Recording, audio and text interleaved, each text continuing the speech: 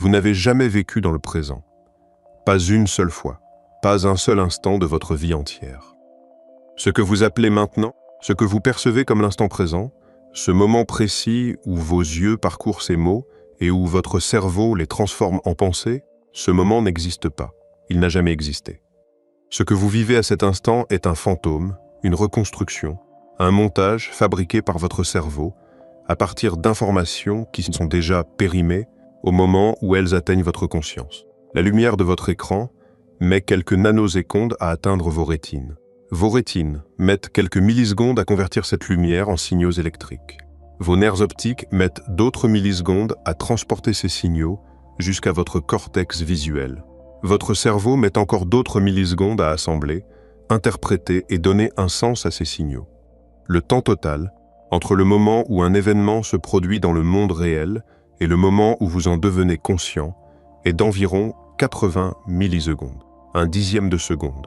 Ce n'est rien à l'échelle humaine, mais c'est tout à l'échelle de ce que signifie vivre dans le présent, parce que cela signifie que votre conscience a toujours un temps de retard sur la réalité, que ce que vous percevez comme maintenant est en fait il y a un dixième de seconde, que vous n'avez jamais, littéralement jamais, vécu un seul instant de votre vie en temps réel. Si cette exploration vous captive, un pouce levé et un abonnement nous aideraient énormément, et cela compterait beaucoup pour nous. Parce que ce que nous allons découvrir ce soir va bien au-delà d'un simple décalage de quelques millisecondes. Ce retard sur la réalité n'est que la surface d'un abîme bien plus profond. En dessous, il y a un cerveau qui triche, qui réarrange, qui reconstruit le temps à sa guise.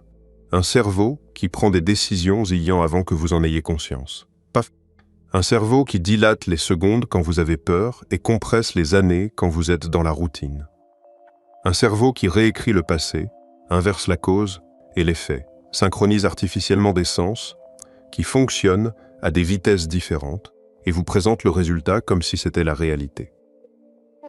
Ce soir, nous allons plonger dans les mécanismes de cette illusion. Et ce que nous allons découvrir va changer la façon dont vous pensez au temps, à la conscience, au libre arbitre et à vous-même. Commençons par le plus simple, le retard de la lumière. En ce moment, la lumière de votre écran voyage jusqu'à vos yeux à environ 300 000 km par seconde. C'est la vitesse la plus rapide que l'univers autorise. Rien ne peut aller plus vite. Mais cette vitesse, aussi stupéfiante soit-elle, n'est pas infinie. La lumière met du temps à voyager. Un temps infime à l'échelle de votre vitesse, quelques nanosecondes, mais un temps réel tout de même. Ce qui signifie que la lumière qui frappe vos rétines en ce moment est partie de votre écran. Il y a un instant infinitésimal. Ce que vous voyez n'est pas votre écran tel qu'il est maintenant. C'est votre écran tel qu'il était il y a quelques milliardièmes de secondes. Vous regardez le passé. À notre échelle, la différence est imperceptible. Mais à l'échelle de l'univers, elle transforme tout. Quand vous levez les yeux vers la Lune, vous la voyez telle qu'elle était il y a 1 seconde et demie. Quand vous regardez le Soleil, vous le voyez tel qu'il était il y a 8 minutes et 20 secondes. Si le Soleil s'éteignait en cet instant, vous continueriez à sentir sa chaleur et à voir sa lumière pendant plus de 8 minutes avant de savoir que quelque chose s'est passé. L'étoile la plus proche après le Soleil, Proxima du Centaure, se montre à nous telle qu'elle était il y a 4 ans et 2 mois. La galaxie d'Androde, cette tache laiteuse visible à l'œil nu les nuits claires, telle qu'elle était il y a 2,5 millions d'années, avant même que notre espèce n'existe. Et les galaxies les plus lointaines que nos télescopes peuvent capturer nous envoient une lumière qui a voyagé pendant plus de 13 milliards d'années. Quand les astronomes du télescope spatial James Webb observent ces galaxies, ils regardent littéralement dans le passé. Pas métaphoriquement, pas poétiquement, physiquement. Ils voient ces galaxies telles qu'elles étaient quelques centaines de millions d'années après le Big Bang, à une époque où la Terre, le Soleil et notre système solaire n'existaient même pas encore. Albert Einstein, dont la théorie de la relativité restreinte de 1905, puis la relativité générale de 1915, ont redéfini notre compréhension du temps, a compris très tôt que le présent tel que nous le concevons intuitivement n'a aucune signification physique. Dans la relativité, il n'existe pas de maintenant universel. 2 observateurs se déplaçant l'un par rapport à l'autre ne s'accordent pas sur ce qui est simultané. Un événement que vous percevez comme se produisant maintenant, à l'autre bout de la galaxie, pourrait se produire dans le passé ou dans le futur, selon la vitesse et la direction de l'observateur. Le présent n'est pas un plan qui coupe l'univers en deux, séparant nettement le passé du futur. C'est une notion locale, personnelle, dépendante de votre état de mouvement. Einstein le savait, et cela le troublait profondément. Quand son ami Michael Bessot mourut en 1955, quelques semaines avant la mort d'Einstein lui-même, Einstein écrivit dans une lettre à la famille de Bessot une phrase devenue célèbre. Pour nous, physiciens convaincus, la distinction entre passé, présent et avenir n'est qu'une illusion, aussi tenace soit-elle. Cette phrase n'était pas une consolation vague. C'était une affirmation physique, fondée sur les mathématiques de la relativité. Pour Einstein, le temps ne s'écoule pas. Il est, passé, présent et futur coexistent dans une structure quadridimensionnelle que les physiciens appellent l'espace-temps. Nous ne voyageons pas à travers le temps. Nous sommes dans le temps, comme un point est dans un espace, et l'illusion du flux temporel est exactement cela, une illusion. Cette vision du temps, souvent appelée l'univers-bloc, ou le bloc d'espace-temps éternaliste, est prise très au sérieux par les physiciens théoriciens. Elle implique que votre naissance et votre mort existent simultanément dans la structure de l'espace-temps, que le dinosaure qui a marché sur cette plaine il y a 70 millions d'années et le vaisseau spatial qui traversera cette même région de l'espace dans 1 milliard d'années sont tous les deux également réels, également présents dans la trame de l'espace-temps. Ce qui change, ce n'est pas la réalité, c'est notre conscience de la réalité. Notre point de vue se déplace le long de la dimension temporelle, comme le faisceau d'une lampe de poche qui éclaire successivement différentes portions d'un couloir déjà entièrement construit. Mais cette idée, aussi élégante qu'elle soit mathématiquement, se heurte à une question brutale. Si le temps ne s'écoule pas, pourquoi avons-nous si puissamment l'impression qu'il le fait? Pourquoi le passé nous semble-t-il fixe et le futur ouvert? Pourquoi le temps semble-t-il avancer dans une seule direction? C'est ici que la physique fondamentale croise les neurosciences, et c'est ici que notre histoire commence véritablement. Le prix Nobel de chimie 1977 fut décerné au physicien et chimiste belge Ilya Prigogine pour ses travaux sur les structures dissipatives et la thermodynamique des systèmes loin de l'équilibre. Prigogine consacra une grande partie de sa carrière à comprendre pourquoi le temps semble avoir une direction, pourquoi les processus naturels sont irréversibles, pourquoi un œuf cassé ne se reconstitue jamais, pourquoi la chaleur s'écoule toujours du chaud vers le froid, pourquoi l'entropie, le désordre de l'univers, augmente inlassablement. Selon les lois fondamentales de la physique, celles qui gouvernent les particules individuelles, le temps est parfaitement réversible. Si vous filmez deux particules qui entrent en collision et que vous passez le film à l'envers, les lois de la physique sont respectées dans les deux sens. Rien dans la collision ne vous permet de savoir dans quel sens le temps s'écoule. Et pourtant, à notre échelle, le temps a une direction évidente et irréversible. Prigogine argumenta que cette flèche du temps n'est pas une illusion. Elle est réelle, émergente, et elle naît de la complexité. Quand les systèmes deviennent suffisamment complexes, quand le nombre de particules est suffisamment grand, quand les interactions sont suffisamment nombreuses, la réversibilité microscopique disparaît et l'irréversibilité macroscopique émerge. Le temps acquiert une direction non pas parce que les lois fondamentales l'imposent, mais parce que la complexité du monde le rend inévitable. Prigogine n'aimait pas l'univers-bloc d'Einstein. Il le considérait comme une négation du devenir, une image statique d'un univers qui, selon lui, était fondamentalement dynamique, créatif, en perpétuelle évolution. Pour Prigogine, le temps était réel. Le flux temporel n'était pas une illusion de la conscience. C'était une propriété fondamentale de l'univers, indissociable de sa complexité et de son irréversibilité. Le débat entre la vision d'Einstein, pour qui le temps est une illusion, et celle de Prigogine, pour qui le temps est la réalité la plus fondamentale, reste ouvert en physique théorique. Aucune expérience n'a tranché entre les deux visions.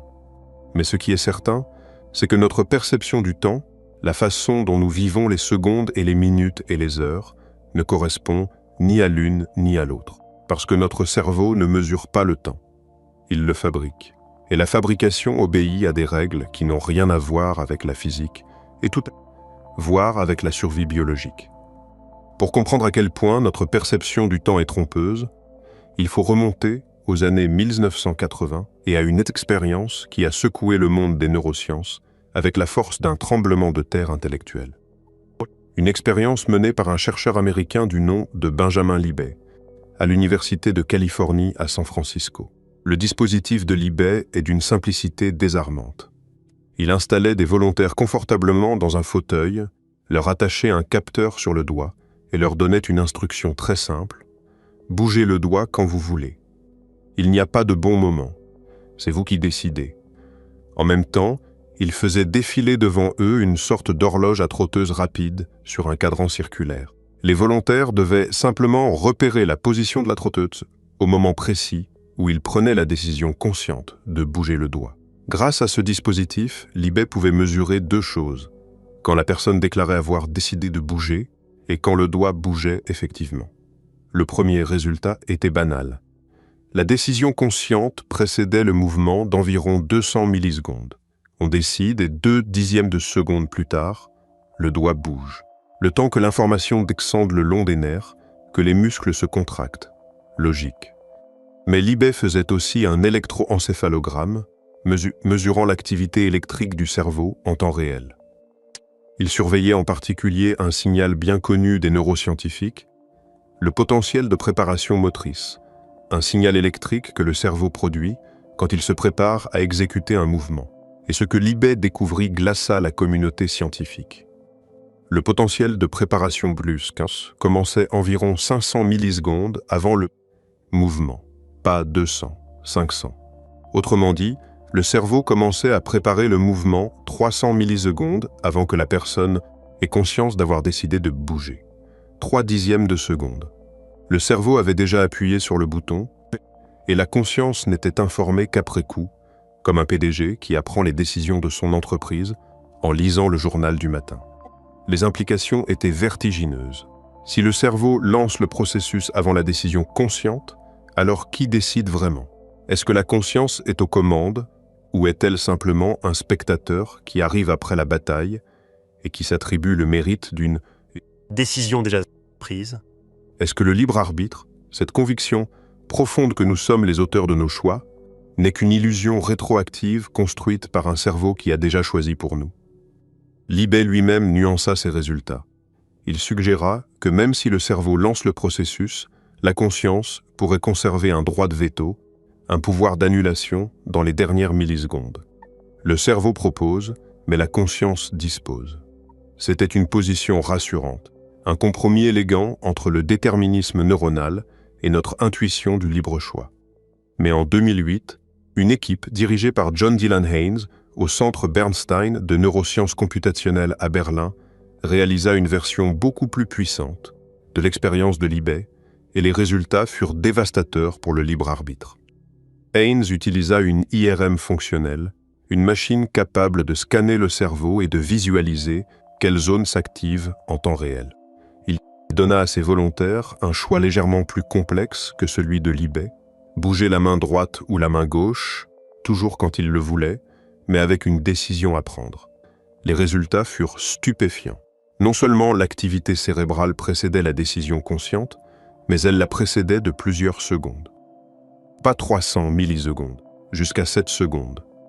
Et en analysant les patterns d'activation dans certaines zones du cortex préfrontal, les chercheurs pouvaient prédire, avant que la personne ait conscience de sa propre décision, si elle allait choisir la main droite ou la main gauche, avec un taux de réussite de 60%. Ce n'est pas parfait, mais c'est nettement au-dessus du hasard. Et avec des outils d'imagerie plus précis, plus rapides, avec des algorithmes d'analyse plus sophistiqués, ce taux de prédiction pourrait grimper considérablement. 7 secondes. Pendant 7 secondes, votre cerveau préparait une décision dont vous n'aviez aucune conscience. Pendant ces 7 secondes, vous étiez peut-être en train de penser à autre chose. Mais quelque part dans votre cortex préfrontal, la décision se formait silencieusement en dessous du seuil de la conscience, comme un courant sous-marin qui ne fait surface qu'au dernier moment. Votre conscience n'était pas le capitaine du navire. Elle était le passager qui découvre la destination en regardant par le hublot. En 2011, Itzhak Fried neuroscientifique à l'Université de Californie à Los Angeles, poussa l'investigation encore plus loin. Fried travaillait avec des patients épileptiques qui avaient des électrodes implantées directement dans le cerveau pour localiser l'origine de leur crise. Avec leur consentement, Fried utilisa ces électrodes pour enregistrer l'activité de neurones individuels pendant que les patients effectuaient des tâches de décision volontaires. Les résultats confirmèrent et amplifièrent ceux de Haynes. Des neurones individuels dans le cortex préfrontal médian et l'aire motrice supplémentaire commençaient à s'activer jusqu'à 1 seconde et demie avant que le patient déclare avoir décidé d'agir. Et le signal de ces neurones individuels permettait de prédire la décision imminente avec une précision encore meilleure que celle obtenue par IRM fonctionnel. La décision était inscrite dans l'activité de neurones spécifiques, bien avant qu'elle n'atteigne la conscience. Ces résultats ne signifient pas nécessairement que le libre arbitre n'existe pas. La question est bien plus subtile que cela. Ce qu'ils montrent, c'est que la conscience n'est pas aux commandes en temps réel. Elle a un temps de retard, un retard sur le monde extérieur et un retard sur son propre cerveau. Et ce retard, votre cerveau fait tout pour que vous ne le remarquiez pas. Et si votre cerveau triche avec le timing de vos décisions, il triche aussi avec le temps lui-même. Il le dilate, le compresse, le réordonne, l'inverse même parfois, tout cela sans que vous en ayez la moindre conscience. Pour comprendre comment, il faut parler de peur. Presque toutes les personnes qui ont vécu un accident grave racontent la même chose. Le temps semble ralentir. Pendant les quelques secondes de l'impact, chaque fraction de seconde semble s'étirer indéfiniment. Chaque détail est net, précis, comme si quelqu'un avait appuyé sur le bouton de ralenti de la réalité. Pendant longtemps, l'explication dominante était que le cerveau accélérait littéralement son traitement de l'information face au danger. Comme un ordinateur qui passe en mode turbo, le cerveau percerait réellement plus d'images par seconde pendant les moments de terreur, offrant un avantage de survie en permettant des réactions plus rapides face à un prédateur ou une menace. David Eagleman, neuroscientifique à l'université de Stanford, décida de tester cette hypothèse avec une expérience d'une audace remarquable. Il recruta des volontaires et les emmena dans un parc d'attractions sur l'une de ces tours de chute libre où l'on est lâché dans le vide depuis une hauteur d'environ 50 mètres. Pendant la chute, les volontaires portaient au poignet de petits appareils électroniques qui affichaient des chiffres clignotants très rapidement, trop rapidement pour être lus dans des conditions normales. Le raisonnement était limpide. Si le cerveau accélère vraiment sa perception visuelle pendant la peur, alors les volontaires devraient pouvoir lire ces chiffres pendant la chute, puisque leur cerveau traiterait l'information plus rapidement. Résultat, personne ne put lire les chiffres. La perception visuelle ne s'accélérait pas pendant la peur. Le cerveau ne passait pas en mode turbo. Les volontaires ne voyaient pas plus d'images par seconde qu'en temps normal. Et pourtant, quand on leur demandait d'estimer la durée de leur chute, ils la surestimaient systématiquement, jugeant qu'elle avait duré beaucoup plus longtemps qu'elle ne l'avait réellement fait. L'explication d'Eagleman est fascinante et elle a transformé notre compréhension de la perception du temps. Ce n'est pas le temps qui ralentit pendant l'événement, c'est la mémoire qui s'accélère. Face au danger, l'amygdale, cette petite structure en forme d'amande nichée au cœur du cerveau, sonne l'alarme. Et quand l'amygdale sonne l'alarme, le cerveau passe en mode enregistrement intensif. En temps normal, le cerveau filtre énormément d'informations.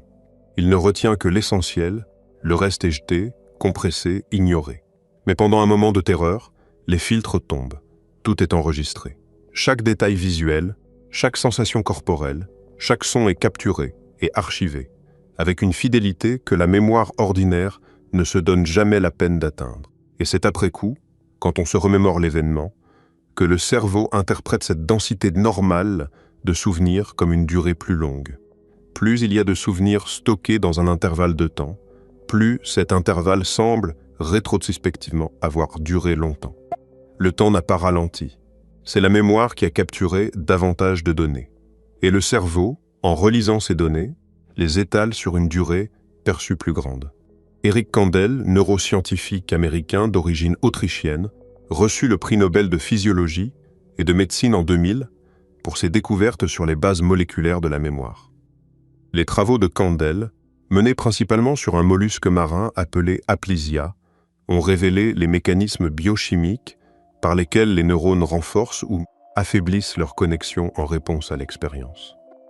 Candel a montré que la mémoire n'est pas un enregistrement passif de ce qui se passe. C'est un processus actif de construction synaptique dans lequel certaines connexions sont renforcées, d'autres sont affaiblies et l'ensemble est perpétuellement reconfiguré.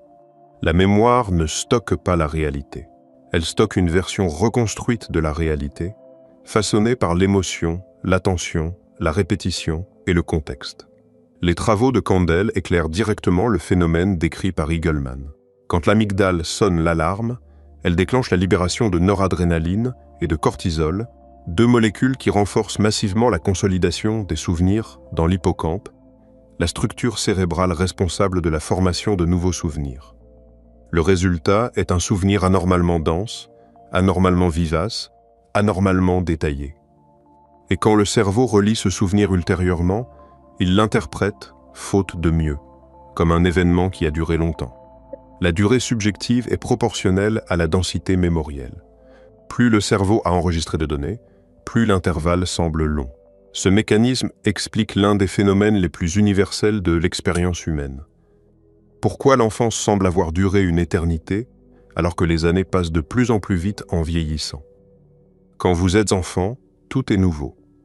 Votre premier jour d'école, votre premier vélo, votre première baignade dans la mer, votre première neige. Chaque journée est saturée de découvertes, de premières fois, de choses que votre cerveau n'a jamais vues. Et comme tout est nouveau, votre cerveau enregistre tout. Chaque détail, chaque sensation, chaque émotion. Votre hippocampe travaille à plein régime, consolidant des souvenirs à une cadence frénétique. Résultat, quand vous repensez à votre enfance, il y a une quantité colossale de souvenirs stockés et votre cerveau interprète cette densité comme une longue durée. L'enfance semble interminable, mais en vieillissant, la routine s'installe. Vous prenez le même chemin pour aller au travail. Vous mangez plus ou moins les mêmes repas. Vos journées se ressemblent, et comme moins de choses sont nouvelles, votre cerveau enregistre de moins en moins. Il filtre, il compresse, il catalogue sous la rubrique « Déjà vu, pas besoin de stocker ». Résultat, quand vous repensez à l'année qui vient de s'écouler, il y a beaucoup moins de souvenirs distinctifs en mémoire et votre cerveau interprète ce vide relatif comme une courte durée. L'année est passée en un éclair. Le temps n'a pas accéléré. C'est votre cerveau qui a arrêté de prendre des notes. Et c'est pour cette raison, d'une certaine manière, que le meilleur conseil qu'on puisse donner à quelqu'un qui a l'impression que le temps file trop vite n'est pas de profiter de l'instant présent, ce mantra bien intentionné mais neurologiquement dépourvu de sens. Le meilleur conseil est de faire de nouvelles choses, parce que la nouveauté force votre cerveau à enregistrer, ce qui crée des souvenirs distincts, et c'est la densité de ces souvenirs qui, rétrospectivement, donne de l'épaisseur au temps qui passe. C'est pour cela que les vacances dans un endroit nouveau semblent durer plus longtemps qu'une semaine ordinaire, non pas pendant qu'on les vit, mais rétrospectivement quand on y repense. La semaine de vacances contient tellement plus de souvenirs distincts qu'une semaine de travail routinière que le cerveau lui attribue une durée subjective plus grande. Un autre facteur, moins connu mais tout aussi important, concerne la dopamine. Des études menées à l'université de Duke et au Weizmann Institute of Science en Israël ont montré que la dopamine, le neurotransmetteur associé à la récompense, au plaisir et à la motivation, joue un rôle central dans la perception du temps. Les neurones dopaminergiques du mésencéphale fonctionnent comme une sorte d'horloge interne, et la quantité de dopamine disponible dans le cerveau affecte directement la vitesse à laquelle cette horloge tourne. Quand les niveaux de dopamine sont élevés, comme dans la jeunesse, l'horloge tourne vite. Le cerveau enregistre beaucoup d'événements par unité de temps. Le temps semble passer lentement parce que chaque seconde est remplie. Quand les niveaux de dopamine diminuent, comme avec l'âge, l'horloge ralentit. Le cerveau enregistre moins d'événements par unité de temps. Le temps semble accélérer parce que chaque seconde est plus vide. Ce mécanisme dopaminergique pourrait expliquer en partie pourquoi le temps semble accélérer avec l'âge, indépendamment de la nouveauté, et pourquoi certaines substances qui augmentent les niveaux de dopamine, comme les amphétamines, donnent l'impression subjective que le temps ralentit. la température corporelle affecte aussi la perception du temps. Des expériences ont montré que quand la température du corps augmente, ne serait-ce que d'1 degré ou 2, l'horloge interne du cerveau accélère. Les gens surestimant la durée des intervalles de temps et sous-estimant le temps écoulé. Quand la température diminue, l'inverse se produit. L'horloge ralentit. Les gens sous-estiment les durées. Même l'état émotionnel modifie la perception du temps. L'ennui dilate le temps parce que le cerveau, faute de stimuli intéressants à traiter, se tourne vers l'horloge interne elle-même et la surveille obsessionnellement, comme un passager qui regarde constamment sa montre dans une salle d'attente. Le plaisir compresse le temps parce que le cerveau est tellement absorbé par l'activité en cours qu'il oublie de consulter son horloge. L'anxiété dilate le temps aussi, mais pour une raison différente de l'ennui. Elle augmente l'activation de l'amygdale, ce qui intensifie l'enregistrement mémoriel et crée l'impression d'une durée plus longue. Mais ces variations dans la perception du temps ne sont que la partie émergée de l'iceberg. En dessous, le cerveau effectue des opérations de manipulation temporelle bien plus radicales, et tout ce qui touche à la structure même de notre expérience, et qui révèle que le temps tel que nous le vivons n'est pas un enregistrement, fidèle de la réalité, mais un montage, une reconstruction, un film dont votre cerveau est à la fois le réalisateur, le monteur et le spectateur. Prenons l'illusion de la chronostasie, un phénomène que presque tout le monde a vécu sans en connaître le nom. Vous regardez une horloge à trotteuse. Au moment exact où vos yeux se posent dessus, la trotteuse semble s'immobiliser un instant, comme si elle était figée, puis elle reprend son mouvement normal. Ce n'est pas un défaut de l'horloge, c'est votre cerveau qui réécrit le passé. Quand vos yeux bougent d'un point à un autre, un mouvement rapide appelé saccade, il y a un bref instant pendant lequel vous ne voyez rien.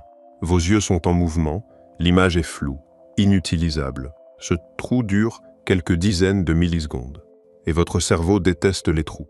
Alors il fait quelque chose d'extraordinaire. Il prend la première image nette qu'il reçoit après la saccade, l'image de la trotteuse dans sa nouvelle position, et il l'étire rétroactivement en arrière dans le temps pour combler le trou. Il remplit le blanc avec une image qui n'existait pas encore au moment du blanc. Résultat, la trotteuse semble avoir été immobile plus longtemps qu'elle ne l'a réellement été. Votre cerveau a littéralement réécrit votre passé perceptif pour maintenir l'illusion d'une perception continue. Et il le fait en permanence, pas seulement quand vous regardez une horloge, mais à chaque saccade oculaire, c'est-à-dire environ 3 à 4 fois par seconde, pendant chaque minute de votre vie éveillée. Eagleman a mis en évidence un autre exemple spectaculaire de manipulation temporelle cérébrale. Si vous exposez quelqu'un à un délai constant entre une action et son effet, par exemple, un bouton qui produit un flash avec 100 millisecondes de retard, votre cerveau s'adapte. Il recalibre ses attentes temporelles. Il intègre le délai dans son modèle du monde et ajuste sa perception de la causalité en conséquence. Et si vous supprimez ensuite le délai, si le flash se produit immédiatement après la pression du bouton, la personne a l'impression que le flash s'est produit avant qu'elle ait appuyé. L'effet semble précéder la cause. La chronologie est perçue comme inversée. Le cerveau avait tellement intégré le délai dans ses attentes que son absence crée une inversion temporelle subjective. Votre cerveau ne se contente pas d'être en retard sur la réalité. Il modifie activement l'ordre temporel de vos perceptions pour maintenir la cohérence de son modèle du monde. Et quand le monde change, le modèle met un temps à se réajuster, créant des distorsions temporelles qui seraient impossibles dans un univers où le temps est simplement mesuré plutôt que fabriqué. Et il y a quelque chose d'encore plus troublant. Vos différents sens ne fonctionnent pas à la même vitesse. Le son voyage plus lentement que la lumière dans le monde extérieur, mais votre cerveau traite les signaux auditifs plus rapidement que les signaux visuels. Le toucher a encore une vitesse de traitement différente, et cette vitesse varie même selon l'endroit du corps qui est stimulé. Un toucher sur le visage est traité plus vite qu'un toucher sur le pied, parce que le signal nerveux a moins de distance à parcourir. Ce qui signifie que quand quelqu'un tape dans ses mains devant vous, la lumière atteint vos yeux avant le son, mais votre cerveau traite le son plus vite que l'image. Et pourtant, vous percevez les deux comme simultanés. Le claquement visuel et le claquement sonore se produisent au même instant dans votre expérience. Comment ? Parce que votre cerveau attend que tous les signaux sensoriels soient arrivés. Puis, il les synchronise artificiellement, rétroactivement, pour créer l'illusion d'un instant cohérent. Il fabrique la simultanéité. Il crée le maintenant en assemblant des signaux qui sont physiquement asynchrones. Le présent, tel que vous le vivez, est une fabrication, un collage temporel fait à partir de morceaux qui n'arrivent pas au même moment. Des travaux récents en neurosciences, notamment ceux de l'équipe de David Melcher à l'université de Trente en Italie, ont révélé que le cerveau traite la réalité non pas comme un flux continu, mais comme une série de snapshots discrets, de paquets d'informations assemblés en cycles d'environ 100 à 400 millisecondes. Chaque cycle collecte l'information sensorielle, l'intègre, la traite, puis la présente à la conscience comme un instant unifié. La conscience n'est pas un film.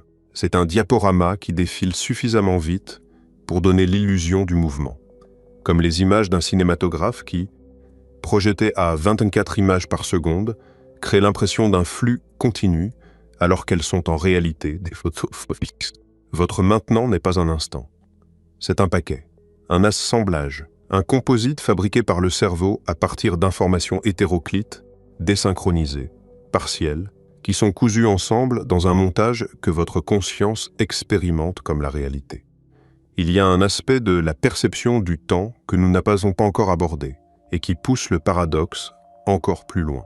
C'est la question de ce qui se passe quand le cerveau est divisé en deux. En 1981, Roger Sperry reçut le prix Nobel de physiologie et de médecine pour ses travaux sur les spécialisations fonctionnelles des hémisphères cérébraux. Sperry avait étudié des patients dont le corps calleux, le faisceau de fibres nerveuses reliant les deux hémisphères du cerveau, avait été sectionné chirurgicalement pour traiter des épilepsies sévères. Ces patients au cerveau divisé permettaient pour la première fois d'étudier comment chaque hémisphère fonctionne quand il est isolé de l'autre. Ce que Sperry découvrit était profondément troublant pour notre compréhension de la conscience et du temps.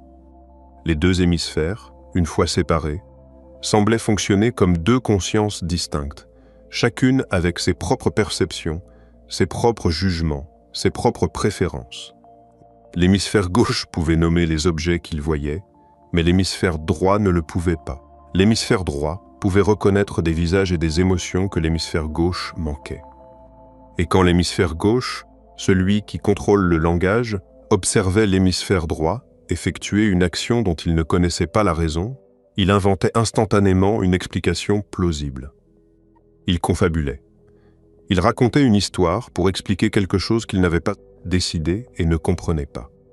Michael Gazzaniga, élève de Sperry et l'un des fondateurs des neurosciences cognitives, approfondit ses travaux et les connecta directement à la question du temps et du libre arbitre. Gazzaniga proposa que l'hémisphère gauche contient ce qu'il appelle un interprète, un module neuronal dédié à la construction d'explications cohérentes pour nos actions et nos expériences. L'interprète ne décide pas ce que nous faisons, il explique ce que nous avons fait. Il prend les décisions déjà prises par d'autres régions du cerveau, les actions déjà lancées, les choix déjà effectués, et il construit rétroactivement un récit dans lequel ces actions semblent être le résultat de décisions conscientes, rationnelles, libres. L'interprète est le compteur de notre vie. Et comme tout compteur, il prend des libertés considérables avec la vérité. Les travaux de Gazzaniga confirment et prolongent ceux de Libet et de Haynes. Le cerveau agit d'abord, la conscience explique ensuite.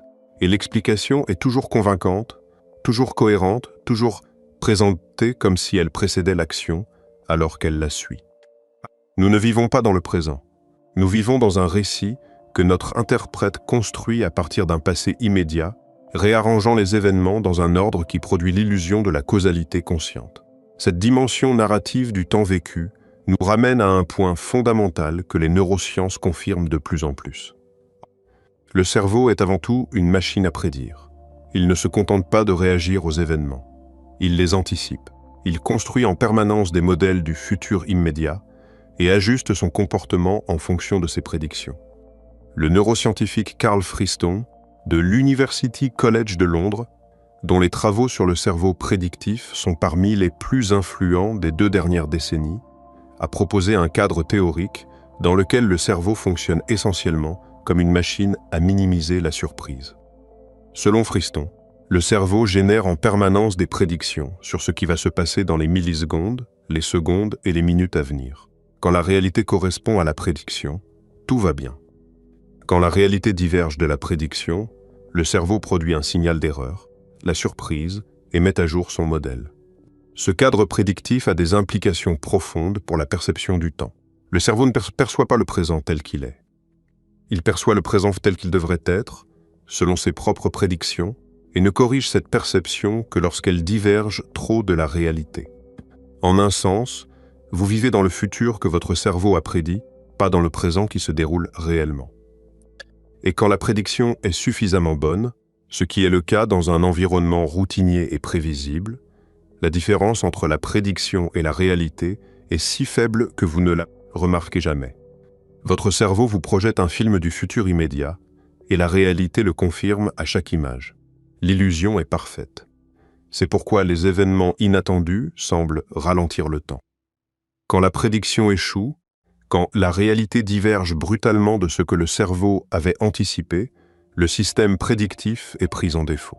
Il doit construire un nouveau modèle à la volée, enregistrer massivement les données sensorielles qu'il ne peut pas prédire, mettre à jour ses attentes.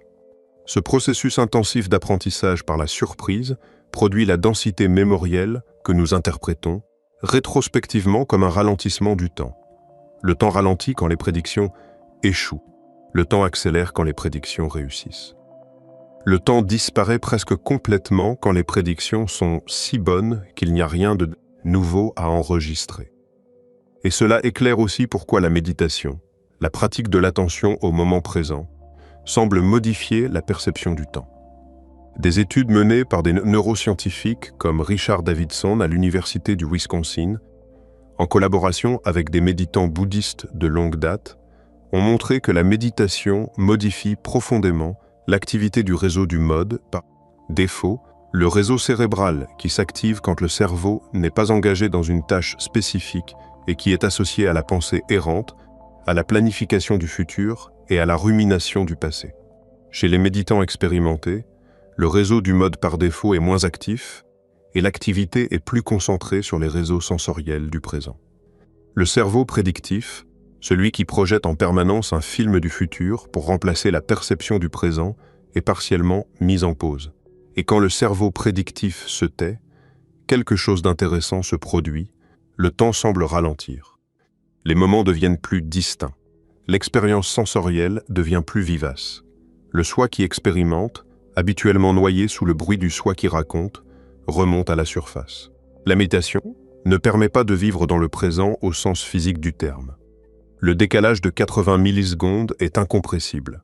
La fabrication du temps par le cerveau est constitutive de la conscience elle-même, pourtant. Mais la méditation pourrait permettre de vivre plus près du présent, de réduire le filtre prédictif, de donner plus de place au soi qui expérimente, et donc de créer une expérience du temps plus riche, plus dense, plus proche de ce que le monde envoie réellement à nos sens. La température, elle aussi, modifie notre horloge interne d'une manière qui confirme la nature construite du temps vécu. Des expériences ont montré que quand la température du corps augmente, ne serait-ce que d'1 degré ou 2 par la fièvre, l'exercice ou un environnement chaud, l'horloge interne du cerveau accélère. Les gens surestiment la durée des intervalles de temps. Ils pensent qu'une minute est passée alors qu'il ne s'est écoulé que 45 secondes. Quand la température diminue, l'inverse se produit, l'horloge ralentit. Les gens sous-estiment les durées. Le neuroscientifique Matthew Werden, de l'Université de Manchester, a proposé que le rythme de l'horloge interne dépend de la vitesse des processus biochimiques dans le cerveau, qui est elle-même directement proportionnelle à la température.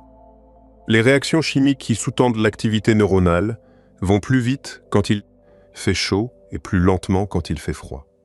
L'horloge interne, n'étant rien d'autre qu'un processus biochimique parmi d'autres, suit le même schéma. Même la musique manipule notre perception du temps. Des études ont montré que la musique à tempo rapide fait paraître le temps plus court parce qu'elle fournit un flot dense de stimuli qui occupe l'attention et empêche le cerveau de surveiller son horloge interne. La musique à tempo lent fait paraître le temps plus long parce qu'elle laisse des espaces dans lesquels l'attention revient à l'horloge. Les restaurants de fast-food diffusent de la musique rapide pour que les clients mangent plus vite et libèrent les tables. Les spas diffusent de la musique lente pour que les clients aient l'impression que leur séance dure plus longtemps qu'elle ne dure réellement. La manipulation du temps vécu est déjà une industrie. Toutes ces découvertes convergent vers la même conclusion inévitable. Le temps que vous vivez n'est pas le temps du monde, c'est le temps de votre cerveau. Un temps fabriqué, manufacturé, ajusté en permanence en fonction de vos besoins biologiques, de vos émotions, de votre attention, de votre température, de votre âge, de votre niveau de dopamine, de la musique qui joue en arrière-plan. Un temps extraordinairement utile pour la survie, mais qui n'entretient qu'un rapport lointain et approximatif avec le temps des physiciens, ce temps que les équations d'Einstein décrivent comme une dimension géométrique de l'espace-temps et que l'équation de Wheeler-DeWitt suggère ne pas exister du tout au niveau fondamental. Nous sommes des créatures de temps. Nous naissons dans le temps. Nous vieillissons dans le temps. Nous mourrons dans le temps. Et pourtant, le temps dans lequel nous vivons n'est pas le temps réel. C'est un récit, une histoire que notre cerveau nous raconte, seconde après seconde, pour que nous puissions fonctionner dans un monde dont les lois profondes sont trop étranges, trop contraires à l'intuition, trop incompatibles avec notre biologie pour être perçues directement. En 2014, le prix Nobel de physiologie et de médecine fut décerné conjointement à 3 scientifiques, John O'Keefe, May-Britt Moser et Edward Moser.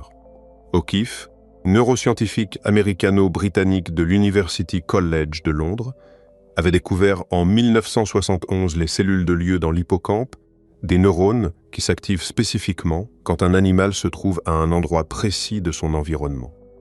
Les Moser, un couple de neuroscientifiques norvégiens de l'université de Trondheim, avaient découvert en 2005 les cellules de grille dans le cortex entorhinal, des neurones qui forment un système de coordonnées hexagonales permettant au cerveau de cartographier l'espace et de calculer les distances et les directions. Ces découvertes étaient fondamentales pour comprendre comment le cerveau se repère dans l'espace. Mais elles ont aussi révélé quelque chose d'inattendu sur la façon dont le cerveau se repère dans le temps. Car les travaux ultérieurs, menés notamment par Howard Eichenbaum au Boston University, Albert Tsao et les Moser eux-mêmes, ont mis en évidence l'existence de cellules du temps dans l'hippocampe et le cortex entorhinal. Ce sont des neurones qui s'activent non pas en réponse à un lieu, mais en réponse à un moment dans une séquence temporelle. Certains neurones s'activent au début d'une expérience, d'autres au milieu, d'autres à la fin. Certains s'activent à des intervalles réguliers, comme les tic-tac d'une horloge interne. D'autres s'activent de manière plus irrégulière, marquant des moments significatifs plutôt que des intervalles fixes. L'ensemble de ces cellules du temps constitue ce que les neuroscientifiques appellent une représentation temporelle, une cartographie du temps, construite par le cerveau de la même manière qu'il construit une cartographie de l'espace. Le cerveau ne mesure pas le temps avec une horloge unique et régulière, comme une montre qui fait tic-tac. Il le cartographie avec un réseau de neurones dont l'activité combinée encode la position temporelle de chaque moment dans une séquence. Et cette carte temporelle est flexible. Elle se dilate et se contracte en fonction de l'attention, de l'émotion, de la nouveauté et du contexte. Quand un événement est nouveau ou émotionnellement chargé, la carte temporelle s'étire, allouant plus de neurones et plus de précision à la représentation de cet événement. Quand un événement est routinier ou prévisible, la carte se compresse, allouant moins de ressources neuronales et moins de résolution temporelle. Cette découverte a des implications profondes pour la compréhension de la perception du temps. Elle signifie que le temps tel que le cerveau le représente n'est pas linéaire. Il n'est pas uniforme. Il n'est pas régulier. Il est élastique, déformable, dépendant du contenu de l'expérience. Un moment de terreur occupe un vaste territoire sur la carte temporelle du cerveau. Un moment de routine en occupe presque aucun. Et quand nous nous souvenons d'une période de notre vie, ce que nous faisons en réalité, c'est relire cette carte temporelle. Si la carte est dense, la période nous semble longue. Si la carte est clairsemée, la période nous semble courte. Le temps vécu est le temps cartographié par le cerveau, pas le temps mesuré par une horloge. Les travaux des Moser ont aussi révélé que les cellules du temps et les cellules de lieu fonctionnent ensemble dans l'hippocampe pour construire ce que les neuroscientifiques appellent des cartes spatio-temporelles, des représentations intégrées de où et quand les événements se produisent. Chaque souvenir épisodique, chaque mémoire d'un événement vécu, est ancré dans une position spatio-temporelle spécifique sur cette carte. Quand vous vous souvenez de ce que vous avez mangé hier midi, votre cerveau ne rappelle pas simplement une image de votre assiette. Il rappelle l'intégralité du contexte spatio-temporel, le lieu, le moment, l'ambiance, les sensations corporelles, les émotions. Et la qualité de ce souvenir dépend de la résolution de la carte spatio-temporelle au moment où l'événement a été vécu. Ces découvertes situent la perception du temps solidement dans la biologie du cerveau, dans les circuits neuronaux de l'hippocampe et du cortex entorhinal, dans les mêmes régions qui sont affectées en premier par la maladie d'Alzheimer. Ce qui explique pourquoi les patients atteints d'Alzheimer perdent progressivement non seulement leur sens du lieu, se perdant dans des environnements familiers, mais aussi leur sens du temps, confondant les époques, les séquences, les avant et les après. Le temps, comme l'espace, est une construction neuronale. Et quand les neurones qui la construisent dégénèrent, la construction s'effondre. Roger Penrose, prix Nobel de physique en 2020, a proposé une perspective radicalement différente sur la relation entre le temps, la conscience et la physique. Penrose, dans ses travaux sur la nature de la conscience menés avec l'anesthésiste Stuart Hameroff, a suggéré que la conscience pourrait être liée à des processus quantiques se produisant dans les microtubules, ces structures protéiques qui constituent le squelette interne des neurones. Selon la théorie Orc-OR de Penrose et Hameroff, ces processus quantiques s'effondrent par un mécanisme lié à la gravité quantique, et c'est cet effondrement qui produit les moments discrets de l'expérience consciente. Chaque moment conscient, selon cette théorie, est un événement quantique gravitationnel, un effondrement de superposition qui crée un instant de conscience à partir du potentiel quantique. Si Penrose a raison, les implications pour la perception du temps sont vertigineuses. Le temps conscient ne serait pas simplement une construction neuronale au sens classique. Il serait un processus quantique gravitationnel fondamental, lié aux structures les plus profondes de la physique. Chaque instant de votre expérience serait un événement à la frontière entre la mécanique quantique et la gravité, un phénomène que la physique actuelle ne sait pas encore décrire. La théorie de Penrose est controversée et loin d'être prouvée. Mais elle illustre à quel point la question du temps conscient reste ouverte, à quel point notre compréhension de ce que signifie vivre un instant est incomplète. Mais laissons la physique quantique pour le moment et tournons-nous vers une découverte qui, à elle seule, a transformé notre compréhension de la relation entre le temps vécu et le temps mémorisé. Une découverte faite par l'un des penseurs les plus importants du XXe siècle, un psychologue qui reçut, fait extraordinaire, le prix Nobel d'économie. Daniel Kahneman, psychologue israélo-américain né à Tel Aviv en 1934 et mort à New York en 2024, reçut le prix Nobel d'économie en 2002 pour avoir intégré les découvertes de la psychologie dans la science économique, montrant que les êtres humains ne se comportent pas comme des agents rationnels dans leurs décisions économiques, mais sont systématiquement biaisés par des heuristiques cognitives. Mais parmi toutes les découvertes de Kahneman, celle qui concerne le plus directement notre sujet est peut-être la plus profonde de toutes. C'est celle qui concerne la distinction entre deux entités radicalement différentes, qui habitent chacun de nous et qui vivent le temps de manière complètement opposée. Kahneman les appelle le soi qui expérimente et le soi qui se souvient. Et la guerre silencieuse entre ces deux entités est le drame central de la condition humaine. Pour comprendre cette distinction, Kahneman utilisait un exemple tiré de la médecine. Dans les années 1990, la coloscopie était une procédure nettement plus désagréable qu'elle ne l'est aujourd'hui. Kahneman demanda à des patients de noter leur niveau de douleur toutes les minutes pendant l'examen, sur une échelle allant de supportable à horrible. Cela lui permit de tracer des courbes de douleur précises pour chaque patient, minute par minute. Puis, quelque temps après la procédure, il leur demanda quel souvenir global ils gardaient de l'expérience, à quel point c'était douloureux dans leur mémoire. Les résultats étaient paradoxaux. Prenez deux patients. Le patient A subit un examen court, disons 10 minutes, mais qui se termine par un pic de douleur intense dans les dernières minutes. Le patient B subit un examen beaucoup plus long, 25 minutes, avec globalement plus de douleur totale accumulée, mais dont les dernières minutes sont relativement douces. Logiquement, objectivement, le patient B a plus souffert. Il a enduré plus de minutes de douleur. La surface sous sa courbe de douleur, la somme totale de souffrance vécue, est plus grande.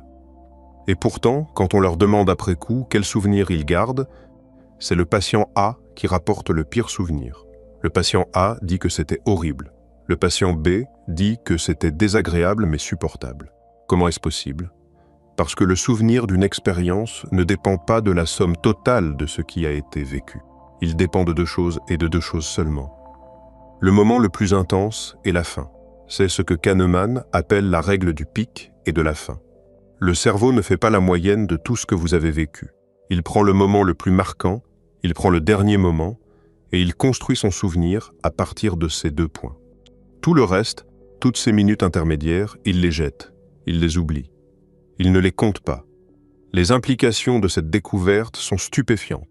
Elles signifient qu'il y a deux entités en vous, radicalement différentes, qui vivent le temps de manières incompatibles.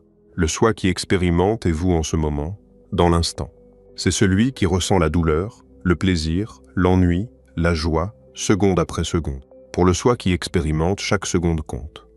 10 minutes de douleur, c'est pire que 5 minutes de douleur. C'est mathématique, c'est logique. Mais le soi qui se souvient est celui qui raconte l'histoire après coup.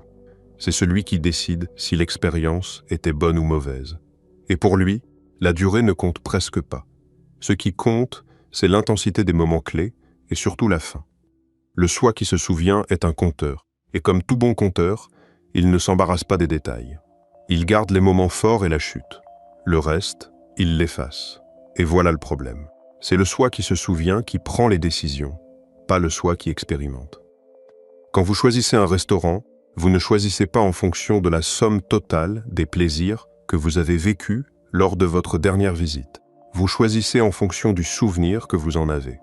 Et ce souvenir est dominé par le meilleur plat et par la fin du repas.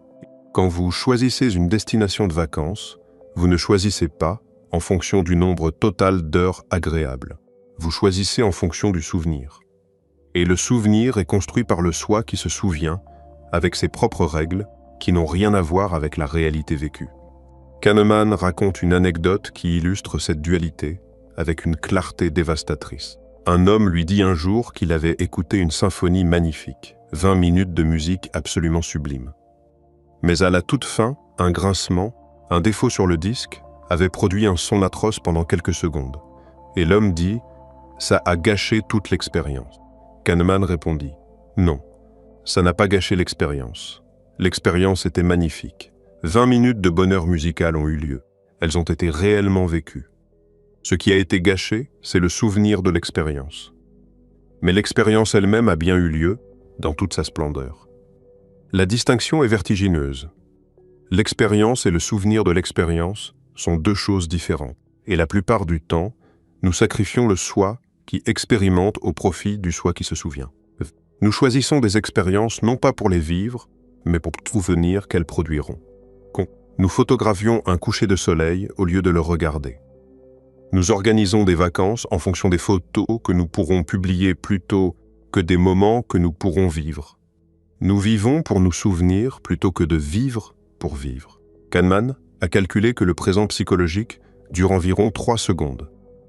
Ce qui signifie qu'en une vie de 80 ans, nous vivons environ 600 millions de moments de 3 secondes. Et la grande majorité de ces moments ne laissent aucune trace. Ils sont vécus puis oubliés, comme s'ils n'avaient jamais existé. Votre vie, telle que vous la racontez, telle que vous vous en souvenez, n'est qu'un résumé extrêmement condensé de ce que vous avez réellement vécu.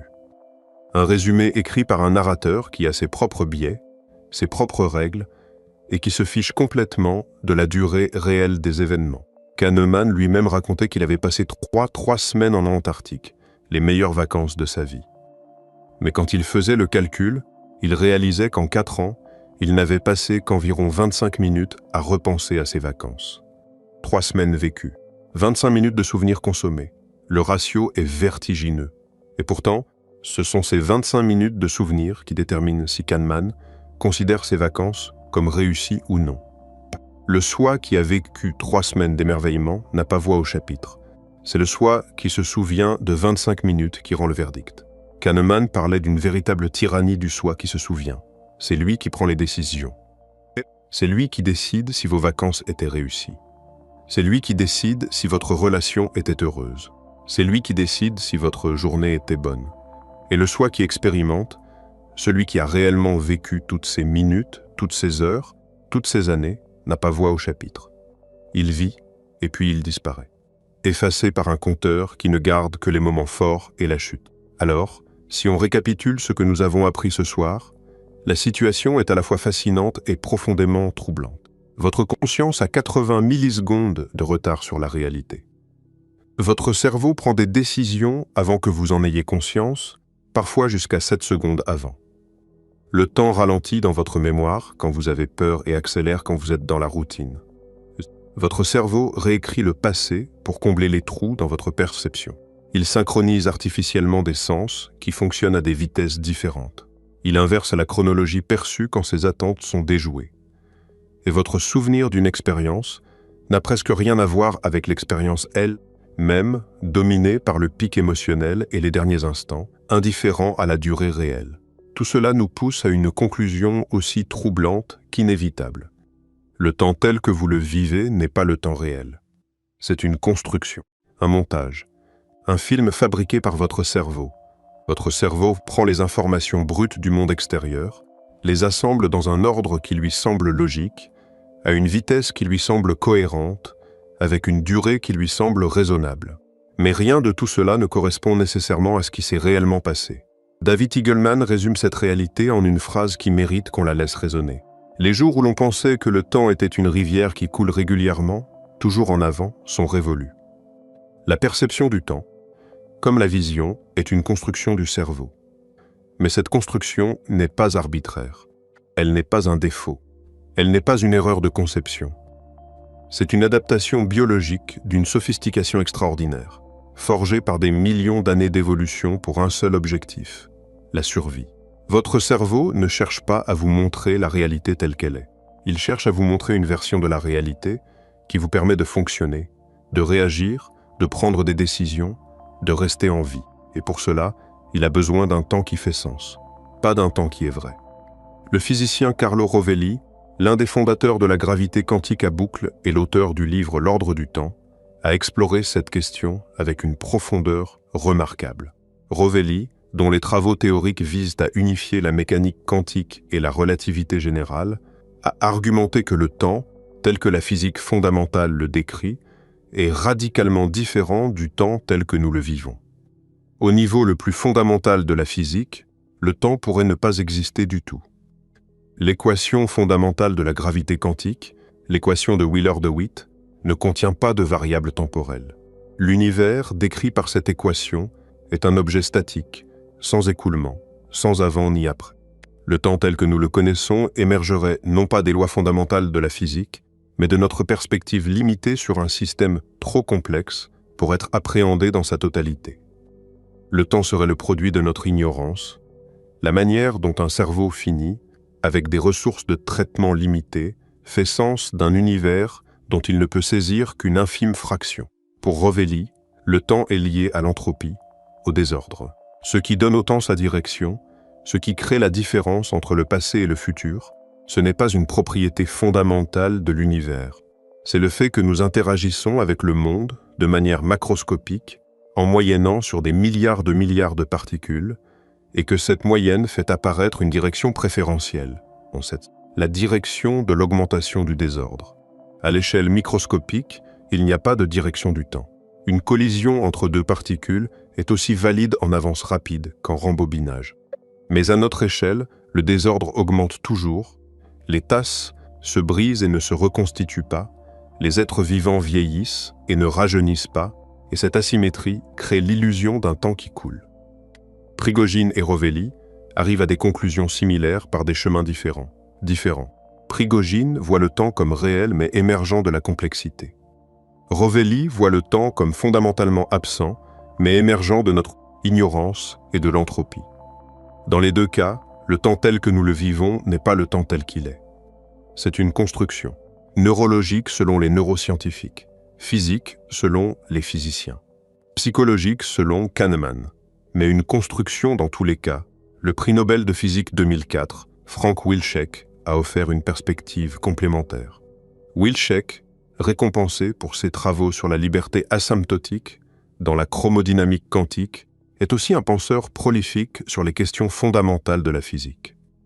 Dans ses écrits, Wilczek a exploré l'idée que le temps cristallin, une phase de la matière dans laquelle les atomes s'organisent en structures périodiques, non seulement dans l'espace mais aussi dans le temps, pourrait exister. En 2012, Wilczek proposa théoriquement l'existence de cristaux temporels, des systèmes quantiques dont l'état fondamental, l'état de plus basse énergie, oscille périodiquement dans le temps. Cette proposition, initialement controversée, fut confirmée expérimentalement en 2017 par 2 équipes indépendantes, l'une utilisant des ions piégés à l'Université du Maryland et l'autre utilisant des défauts dans des diamants à Harvard. Les cristaux temporels sont des objets dans lesquels le temps lui-même est structuré, cristallisé, organisé en motifs répétitifs, de la même manière que les atomes dans un cristal ordinaire sont organisés en motifs spatiaux répétitifs. L'existence de cristaux temporels démontre que le temps peut être un substrat organisable, pas seulement un flux passif dans lequel les événements se déroulent. Mais qu'est-ce que tout cela signifie pour nous, dans notre vie quotidienne, dans notre expérience ordinaire du temps qui passe? Peut-être que la leçon la plus profonde de tout ce que nous avons exploré ce soir n'est pas que le temps est une illusion. C'est que le temps est plusieurs choses à la fois et que ces choses ne coïncident pas. Il y a le temps de la physique, le temps des équations, le temps de la relativité et de la mécanique quantique, un temps qui est peut-être statique, peut-être émergent, peut-être inexistant au niveau fondamental.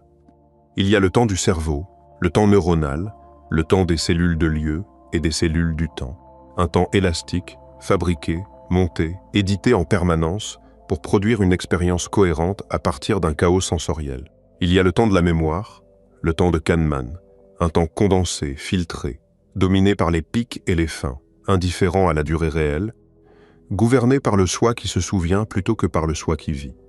Et il y a le temps de la conscience, le temps de Libet et de Haynes, un temps qui arrive en retard sur les décisions déjà prises, un temps dans lequel la volonté consciente est peut-être un spectateur, plutôt qu'un acteur.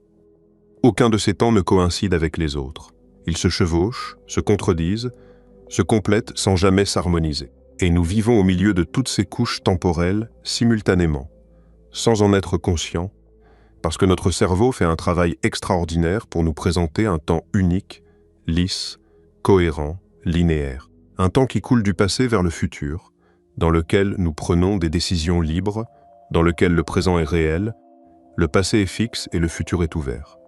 Ce temps-là, le temps de notre expérience quotidienne, est peut-être la plus grande illusion jamais construite par le cerveau humain. Mais est-ce que ça veut dire que le libre arbitre n'existe pas? Que nos décisions ne sont que des illusions rétroactives? Que nous ne sommes que des automates biologiques qui se racontent des histoires? Honnêtement, ce n'est probablement pas la bonne conclusion à tirer de tout ce que nous avons vu. Ce que ces expériences montrent, ce n'est pas que nous sommes des robots. C'est que la conscience est beaucoup plus complexe que ce que nous imaginons. Nous avons tendance à penser que la conscience est simple. Je décide, j'agis, je vis dans le présent, je me souviens du passé, tout est clair, linéaire, sous contrôle. Mais la réalité est que la conscience est un processus extraordinairement sophistiqué, dont nous commençons à peine à comprendre les mécanismes.